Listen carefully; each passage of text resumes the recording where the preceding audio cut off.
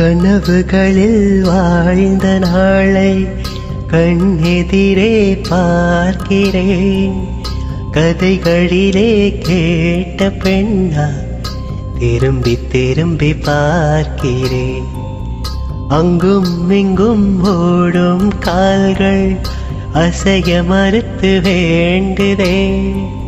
இந்த இடத்தில் இன்னும் நெருக்க இதயம் கூட ஏங்குதே.